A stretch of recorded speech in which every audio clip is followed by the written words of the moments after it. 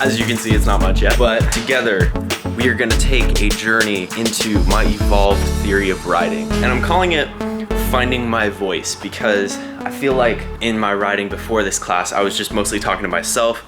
I didn't realize that I had a voice to share with the world. And so through this project, I hope to illustrate to you the process that my brain went through to get to where I am today. And let's go ahead and take a look at it. It's all on this whiteboard right here.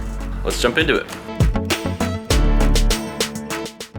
So when you think of evolution, you tend to think of it as like everything coming from this one tiny microscopic organism. And then eventually that organism grows and it like matures and some kind of new creature is made out of it and it goes along. But yeah, that's kind of creepy. So we're not gonna do that. Instead, I think I'm just gonna be kind of focusing on like the different writing methods or the different ways that people would write, the different tools that they would use back in the olden days. And I'm gonna be kind of focusing on the progression throughout history from, writing with stone tablets and stuff all the way to our current day and age where we type everything out on a computer. And I'm going to kind of use this time scale as a comparison to like my own personal growth and my own personal writing. Oh, and by the way, I'm not a historian, so if any of these dates seem slightly off, it's probably because they are. So here we are in the Stone Age. And we're basically just using like cuneiform and hieroglyphics, scratching out stuff on clay and cave walls and stuff like that. And at this point, basically, I'm just writing for myself mostly. So I'd write some poetry, I'd write some short stories, some stuff like that, just to kind of like get my thoughts down. I did a little bit of writing for school, but blah, those were so boring. You research your topic, you pick a few sources on it, you outline it, you write your first draft, get it revised, and then you eventually turn it in, right? But that's like super boring, and I always thought that was like blah, and I would never use it in my life, right? Because it's just something that you do for school. And I think the biggest thing that changed this quarter was being able to develop my ideas and my perspective on writing so that these two forms weren't like so separated from each other. And in that way, I took the passion that I had and the inspiration that I had for my own writings, and I figured out how I can actually use those to express myself in my academic papers as well. Then that made those academic papers not quite as boring as I thought they were.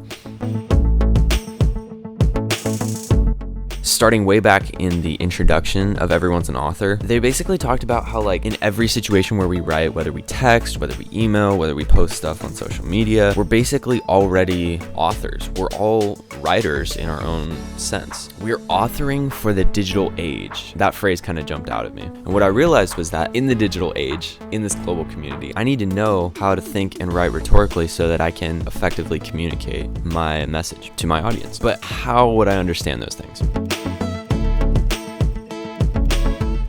This took me into the next age, the next era, represented by the scroll here, where I was learning like what a rhetorical situation is. And this was Everyone's an Author chapter 2. Just learning what a rhetorical situation was seriously impacted my understanding. Like that was the foundational concept of the class. And then the video Where Good Ideas Come From by Steve Johnson. And in that video, he kind of talks about how we all have these ideas that are like slow hunches that take a long time to develop and maybe even several years. The best times of innovation in history have been when people do what he calls combining hunches. You share your idea, someone else has a similar idea, and all of a sudden, oh my gosh, you create a new idea.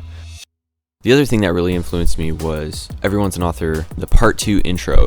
They were saying how writing is a collaborative effort. A book was defined in an early German encyclopedia as a work of many hands. Writing is really the product of someone taking other people's ideas and using them to support their own ideas. And so from these things, I realized that while it's good to have my own ideas about things, I needed to be able to share those ideas to be able to build on them. Okay, I'm gonna call this the printing press era. This is where I really took these concepts and applied them in my own writing projects. Everything from brainstorming to sharing those ideas in the class discussions to just thinking critically about my own rhetorical situations. This is where my own writing process really improved. These were the weeks when we learned about MLA and APA formatting, the weeks where I spent turning over so many ideas in my head, trying to think of something to put in my writing projects. And there was this one concept that really clicked when I actually sat down to work on writing project 1. And it was this idea from the Harvard documentary Shaped by Writing. And the main thing that I pulled from that was that your teachers don't really want you to write a paper just for the sake of writing a paper. They want you to care about it. They want you to find something that you're really interested in it and then write about that. They want you to say what you really mean about a topic.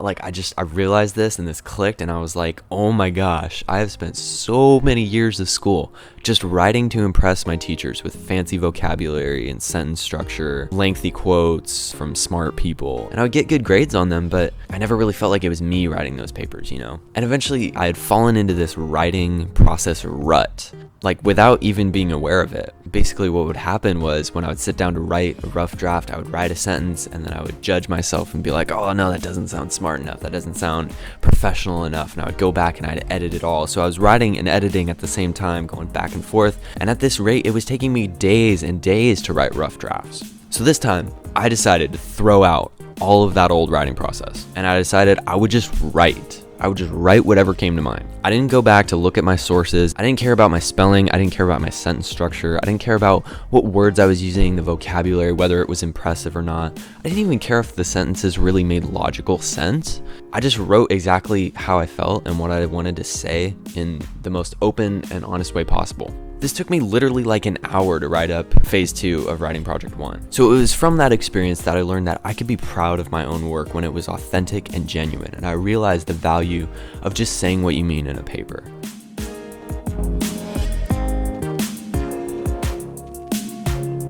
So now we move on to what I like to call the typewriter era. This was kind of like near the end of the class where Nancy Summers, in her writing essay, I Stand Here Writing, she said some things that really encouraged me along this path, and I began to work on my writing project 3. She said, being academic doesn't mean being remote, distant, imponderable. Being personal means bringing their judgments and interpretation to bear on what they read and write, learning that they never leave themselves behind even when they write academic essays. And she's talking about students here.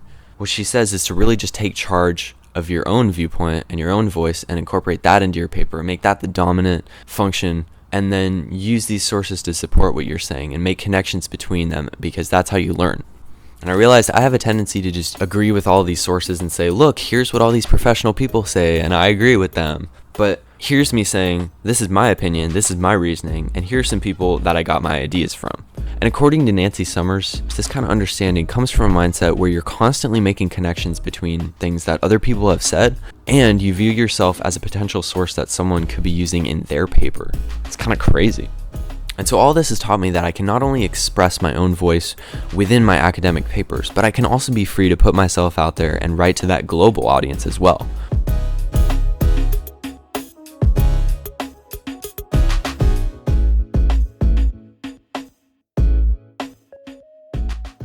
So this is basically me today and into the near future. So I've made this video, and it expresses my own personal thoughts about English 101, the ways that I grew, the changes that happened in my theory of writing, and how it's evolved. And so today, I view myself as a potential source that other people can use in their papers. I know that I have to be able to share my ideas to grow them. I know that I need feedback on my work so that I can improve it. I know that the writing process doesn't involve like editing and writing at the same time and being too critical of yourself. It involves just saying what you mean in your paper and being proud of that.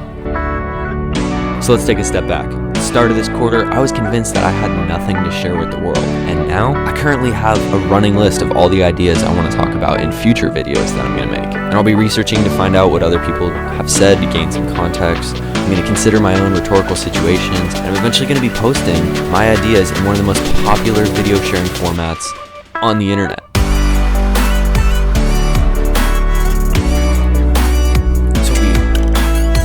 That's kind of crazy, huh? That's my writing process. That's how my theory of writing has evolved over this quarter. I hope you enjoyed it.